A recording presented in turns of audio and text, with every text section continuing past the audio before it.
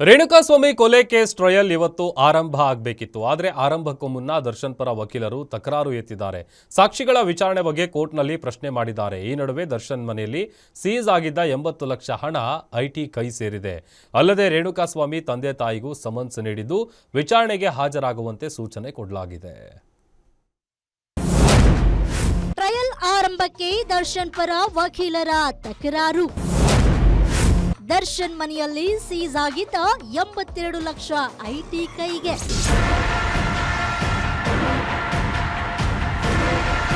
ರೇಣುಕಾಸ್ವಾಮಿ ಕೊಲೆ ಕೇಸ್ ಸಂಬಂಧ ಇವತ್ತು ಟ್ರಯಲ್ ನಡೆಸೋಕೆ 64ನೇ ಸಿಟಿ ಸಿವಿಲ್ ಕೋರ್ಟ್ ನಿರ್ಧಾರ ಮಾಡಿತ್ತು. ಅದರಂತೆ ಇವತ್ತು ಟ್ರಯಲ್ ಆರಂಭ ಮಾಡೋಕು ಕೋರ್ಟ್ ಮುಂದಾಗಿತ್ತು.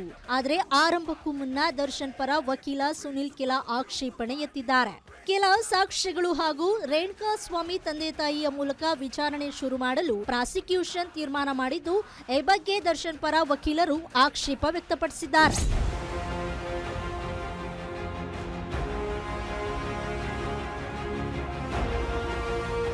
ಕೇಸ್ ಟ್ರಯಲ್ಗೆ ಎಲ್ಲಾ ರೀತಿಯಲ್ಲೂ ಸಿದ್ಧತೆ ನಡೆಸಿಕೊಂಡಿರೋ ಪ್ರಾಸಿಕ್ಯೂಷನ್ ಮೊದಲಿಗೆ ರೇಣುಕಾಸ್ವಾಮಿ ತಂದೆ ತಾಯಿ ಹಾಗೂ 7-8 ಜನ ಸಾಕ್ಷಿದಾರರು ಹಾಗೂ ದೂರು ನೀಡಿದ್ದ ಸೆಕ್ಯೂರಿಟಿಯನ್ನ ವಿಚಾರಣೆ ನಡೆಸಲಿದೆ. ಆ ನಂತರ ಆ ಹೇಳಿಕೆಯನ್ನ ಕೋರ್ಟ್ ಮುಂದೆ ಪ್ರಸ್ತುತಪಡಿಸೋಕೆ ಪ್ರಾಸಿಕ್ಯೂಷನ್ ತಯಾರಾಗಿದೆ. ಅವರಿಗೆ ಸಮನ್ಸ್ ಕೊಡಲು ಕೂಡ ಪ್ರಾಸಿಕ್ಯೂಷನ್ ತಯಾರಿ ಮಾಡಿಕೊಂಡಿದೆ. ಆದ್ರೆ ಈ ವಿಷಯದ ಬಗ್ಗೆ ಪ್ರಶ್ನೆ ಮಾಡಿರುವ ದರ್ಶನ್ ಪರ ವಕೀಲ ಸುನಿಲ್, ಸಾಕ್ಷಿಗಳು ಹಾಗೂ ಯಾರನ್ನ ವಿಚಾರಣೆ ನಡೆಸಲಾಗುತ್ತೆ ಅನ್ನೋ ಬಗ್ಗೆ ನಮಗೆ ಮೊದಲು ಪ್ರಾಸಿಕ್ಯೂಷನ್ ಮಾಹಿತಿ ನೀಡಬೇಕು. ನಾವು ಕೂಡ ಟ್ರಯಲ್ಗೆ ತಯಾರಾಗಬೇಕು. ಜೊತೆಗೆ ಮುಖ್ಯ ಐ ವಿಟ್ನೆಸ್ ಗಳನ್ನ ಮೊದಲು ವಿಚಾರಣೆ ನಡೆಸಬೇಕು ಅಂತ ಕೇಳಿದ್ದಾರೆ. ವಾದ ಪ್ರತಿವಾದ ಆಲಿಸಿದ ನ್ಯಾಯಾಲಯ ಸಮನ್ಸ್ ಅನ್ನ ಯಾರಿಗೆ ಕೊಡಬೇಕು, ಮೊದಲು ಯಾವ ಸಾಕ್ಷಿಗಳನ್ನ ವಿಚಾರಣೆ ಮಾಡಬೇಕು ಅನ್ನೋ ಬಗ್ಗೆ ನಿರ್ಧಾರ ಮಾಡುವ ಬಗ್ಗೆಯ ಆದೇಶವನ್ನ ನಾಳೆಗೆ ಮುಂದೂಡಿದೆ.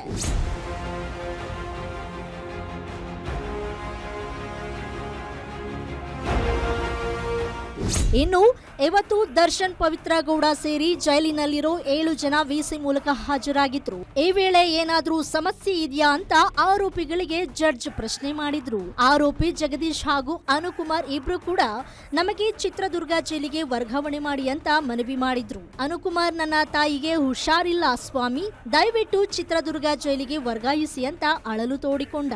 ಆದ್ರೆ ಸದ್ಯ ಟ್ರಯಲ್ ಶುರುವಾಗಬೇಕಾಗಿದ್ದು, ಮುಖ್ಯ ಸಾಕ್ಷ್ಯಗಳ ವಿಚಾರಣೆ ನಡೆಸೋವರೆಗೂ ವರ್ಗಾವಣೆ ಸಾಧ್ಯವಿಲ್ಲ ಅಂತ ಇಬ್ಬರ ಮನವಿಯನ್ನ ಜಡ್ಜ್ ತಿರಸ್ಕರಿಸಿದ್ದಾರೆ.